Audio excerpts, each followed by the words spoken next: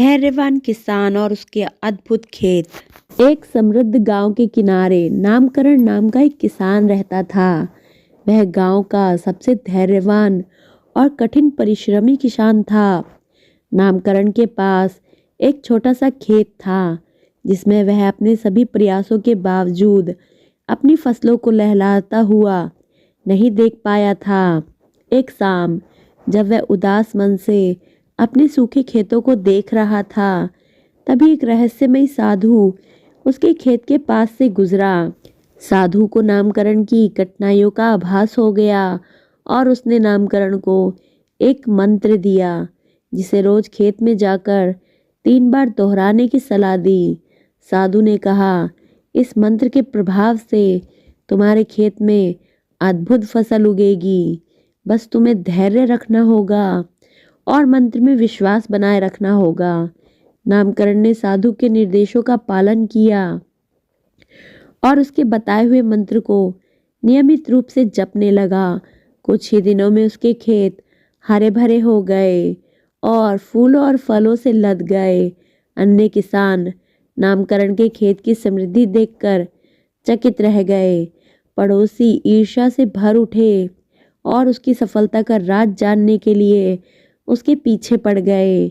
नामकरण ने किसी को भी साधु के मंत्र और अपने प्रयासों के बारे में नहीं बताया, लेकिन सफलता के अहंकार में वह मंत्र जपना भूल गया। उसके खेत फिर से सूखने लगे और उसे अपनी गलती का एहसास हुआ।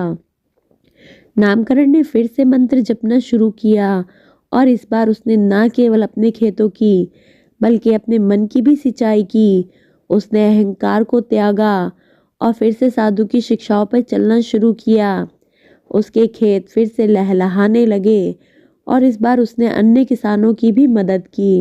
उन्हें उसी मंत्र से अवगत कराया और समझाया, कठोर परिश्रम और धैर्य से ही वास्तविक सफलता मिलती है। बदले में अन्य किसानों के खेत भी फलने फूलने लगे और गांव में समृद्धि की नई लहर आई। यह सब नामकरण के धैर्य की और उदारता का प्रतिफल था। कहानी में अब एक नया मोड़ आया। नामकरण द्वारा सिखाए गए मंत्र का जादू गांव के हर खेत में चलने लगा था।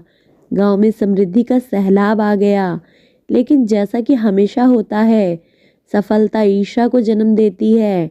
आस पड़ोस के गांव के लोग जब इस गांव की समृद्धि की चर्चा सुनने लगे, उन्हें लगने लगा कि शायद यह गांव कुछ जादू टोने से इतना समृद्ध हो रहा है। ऐसे में एक लोभी साहूकार जिसका नाम लोभधन था, उस गांव में आया और नामकरण से मिलकर उस मंत्र के विषय में जानने की कोशिश की। नामकरण ने शुरू में तो उसे मंत्र नहीं बताया, लेकिन लोभधन ने अपनी चालाकी से उसे जाल में फंसा लिया और अंततः मंत्र प्राप्त कर लिया। लोभधन ने उस मंत्र का उपयोग अपने लाभ के लिए किया और अपने गांव में लौटकर उसे सबको बेचना शुरू कर दिया। अपने गांव के लोगों ने बिना सोचे समझे उस मंत्र को खरीदा और अपने खेतों में उपयोग किया, लेकिन किसी के खेत में बदलाव नहीं आया। असल में साहूकार ने मंत्र को गलत तरीके से प्रयोग किया था, जिसके चलते उसके गांव में न केवल फसलों में इजाफा ना हो सका, बल्कि समस्याएं बढ़ने लगी। जब इसका पता नामकरण को चला तो वह दुखी हो उठा। उसने लोभधन के गांव का दौरा किया और लोगों को समझाया कि यह मंत्र केवल पैसों से नहीं खरीदे जाने वाला होते, उनके प्रति सच्ची श्रद्धा और समर्पण होना चाहिए। गांव वालों ने नामकरण के प्रयासों और उसके विचार की सराहना की और लोभधन से वापस अपने पैसे वसूले। लोभधन को भी अपनी गलती का एहसास हुआ और उसने नामकरण से क्षमा याचना की। अंत में नामकरण ने गांव के लोगों को सिखाया कि कड़ी मेहनत, ईमानदारी और धैर्य के साथ किया गया कर्म ही सफलता दिला सकता है और मंत्र का जादू उनकी श्रद्धा से होता है। इस तरह 2 गांव एक साथ फिर से समृद्ध और खुशहाल हो गए। नामकरण का नाम सभी गांव में प्रसिद्ध हो गया और उसे एक सम्मानित व्यक्ति के रूप में पूजा जाने लगा। नैतिक शिक्षा, सही मार्ग और विधि से किया गया प्रयास ही सफलता का राज होता है। और छोटे छोटे लालच हमें सच्ची खुशी नहीं दे सकते।